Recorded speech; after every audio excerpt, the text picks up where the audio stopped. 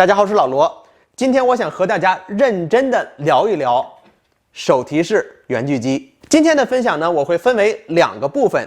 第一个部分呢，我会和大家讲一讲为什么我认为木工初学者不应该买这个锯。第二个部分，我会和大家介绍木工新手应该了解并且掌握的手提式圆锯机安全操作过程。首先呢，大家知道我这个频道主要是以木工爱好者的角度出发，来和大家分享一些木工上的技巧以及我的经验和作品。我分享的目的呢，是希望有更多的人来尝试木工这项爱好。我的本职工作呢，是一名 IT 公司的职员，我呢并不是一个专业的木工。所以在我的频道里和大家分享的东西，都是从一个非专业人士的角度出发，来聊一聊我的亲身经验。好了，说了这么一大套哈，我们现在来进入正题。手提式圆锯机主要的用途是用来锯一条直线。锯直线的时候呢，有2个方面需要注意：这条线锯的直不直和这条线锯的准不准。锯的这条线直不直和准不准，主要取决于3点。第一点，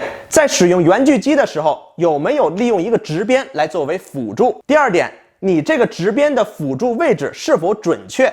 以及第3点，你使用手提圆锯机有多少经验？看到这里，可能有人会说了，哎，老罗不对呀，我看到很多专业的工人或者是专业的 YouTuber， 他们在用这个锯锯东西的时候，不需要用一个直边来作为辅助，人家锯的也挺好啊。这里就涉及到一个很容易被忽略的事情了。正所谓台上1分钟，台下10年功。你看到的那些人锯东西，人家那可是身经百战，经常用这个锯。所以你看着你说，人这锯的真好，真专业。啥叫专业呀？就是天天干这个。你说咱一个业余木工 DIY 爱好者，能跟这帮人比吗？专业人士拿手提式圆锯机，在没有任何辅助的情况下，可以很快的把材料锯到一个大致的尺寸。那为什么在强调这个大致尺寸呢？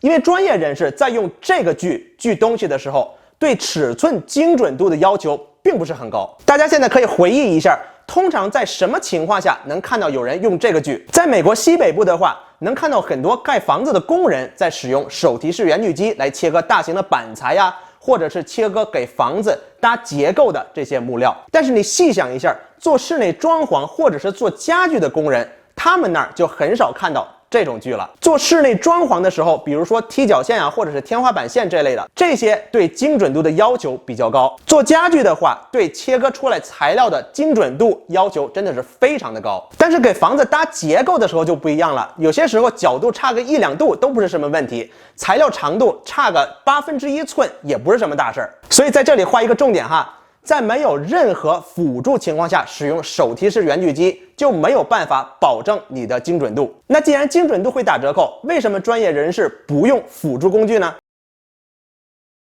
这里就涉及到专业工人和木工 DIY 爱好者不同的出发点和目的了。我们都说专业工人哈，专业是啥意思呢？就是人家就是吃这碗饭的。说1000道1万，专业人士干活讲究的就是一个字儿：快。说白了呢，就是怎样花最短的时间和最少的成本来赚到最多的钱。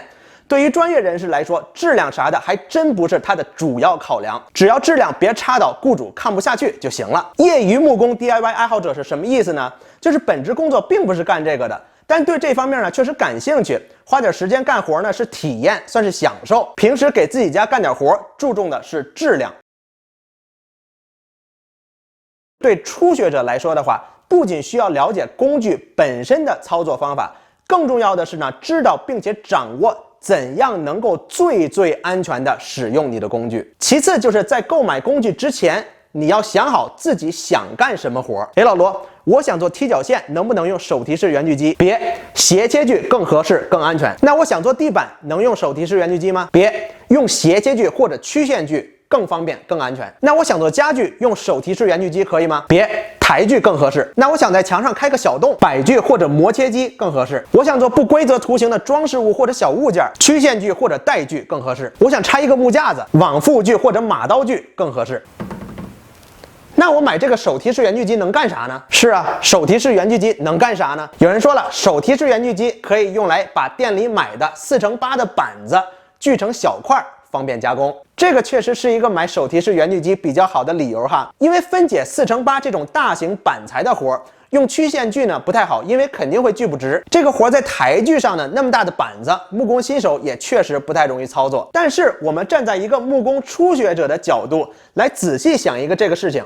没错，这个锯确实可以用来分解4×8的板材，但首先你得把这个板材运回家吧。你要把4×8这么大的板子运回家，你必须得有一辆车能装载4×8的板子，对吧？那如果你没有能够装载整张4×8板子的车，这个使用场景就不怎么成立了。其他地方我不太确定，但是在美国西北部这边买板子的店是可以帮助你把板子锯小，分解成大致的尺寸。所以我每次去买板子之前呢，我都会画好图。然后把材料呢在板子上分布好，然后让店里帮我把板子锯到我能够运输的尺寸。好，那我们假设这位初学者有一辆大车，或者呢是让人把这个板子送到他们家里，这样是不是就有理由买手提式圆锯机了呢？手提式圆锯机在使用的时候会产生大量的木屑和细尘。如果你是在一个很封闭的空间，比如说美国西北部这种很常见的车库，这种情况下真的不建议使用这种会产生大量粉尘的工具。再有就是，如果用这个锯把4×8的板子沿着8尺的那个边锯窄的话，